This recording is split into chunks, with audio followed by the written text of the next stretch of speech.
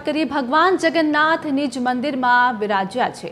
મંદિર સ્થાપના બાદ ભગવાનની વિશેષ આરતી કરવામાં આવી। રાત્રે ભગવાનની રથમાં જ વિશ્રામ કરવો પડ્યો। મંદિર પરિસરમાં દર્શન કરવા મોટી સંખ્યામાં ભાવિ ભક્તો ઉમટ્યા છે। તો ભગવાન જગન્નાથની રથયાત્રા શાંતિપૂર્ણ માહોલમાં યોજાઈ હતી। હાલ વાત કરીએ એટલે કે ભગવાન જગન્નાથ નિજ મંદિરમાં બિરાજ્યા છે અને ભાવિ ભક્તો દર્શન માટે ઉમટી પડ્યા છે।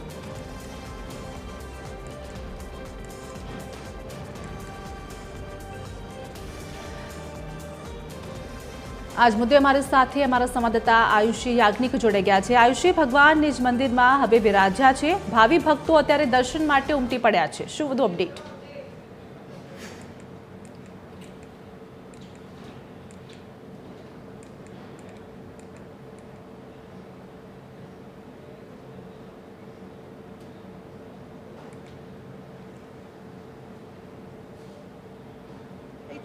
मंत्रोच्चार साथ भगवान ने गर्भगृहनी अंदर प्रवेश अपाववामां आव्यो छे। दृश्यमां जोई शकाय छे कि भगवान जगन्नाथ अने बहेन सुभद्राजी जे छे तेमने रथमांथी मंदिरनी अंदर मंदिरना गर्भगृहनी अंदर स्थापित करवामां आव्या छे।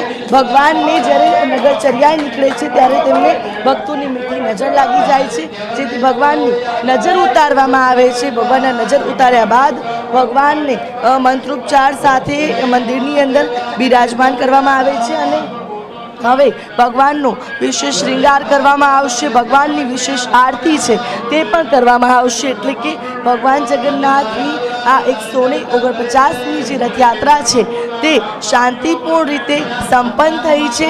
भगवानने निज मंदिरनी अंदर प्रवेश मळे ते पहला गજરાજોનું પણ विशेष पूजन करवामां આવ્યું હતું, कारण के गજરાજો છે કે જે ભગવાન ગણપતિ સ્વરૂપ માનવામાં આવે છે અને આ જ ગણેશજી છે કે જે આખી રક્ષા જે રથયાત્રા છે તેની રક્ષા કરે છે અને રક્ષા હેતુથી જ ભગવાનની ગજરાજની સૌથી પ્રથમ જે પૂજા છે તે કરવામાં આવે છે।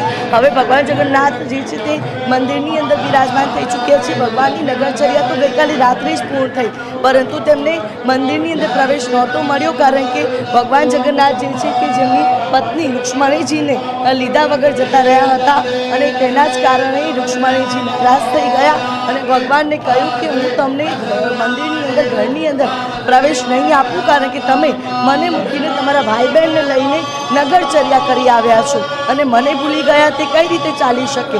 જો કે ભગવાન જગન્નાથે પણ જે રૂક્ષ્મણીજીને મનાવી લીધા અને આખરે મંદિરની અંદર ભગવાન જગન્નાથ અને ભાઈ બહેન જે છે તેમની પ્રવેશ આપવામાં આવ્યો। આખી આ જે વિધિ વિધાનો છે વૈદિક પુરાણોની અંદર જે ગાથાઓ લખેલી છે તે જ મુજબ આખી આ જે કહી શકાય કે રથયાત્રા છે તે યોજવામાં આવે છે અને આજ રથયાત્રાની જે પૂર્ણાહુતિ છે તે હવે થઈ છે। ભગવાન ગઈકાલે નિજ મંદિરથી પરત તો ફરી ગયા, પરંતુ ભગવાનને જે રીતે મંદિરની અંદર પ્રવેશ છે તે નહોતો આપવામાં આવ્યો અને હવે જ્યારે આજે પ્રવેશ આપવામાં આવ્યો છે ત્યારે ભગવાનના મંદિરની અંદર પણ હવે ભક્તો દર્શન કરવા માટે દૂર દૂરથી આવી રહ્યા છે અને ભગવાનના દર્શન કરીને ધન્યતાની લાગણી અનુભવે છે। એટલે કહી શકાય કે ભગવાન જગન્નાથની 149મી રથયાત્રા શાંતિપૂર્ણ રીતે ભગવાન જગન્નાથના આશીર્વાદથી સંપન્ન થઈ છે। આભાર આયુષ્ય, અમારી સાથે જોડાવા બદલ।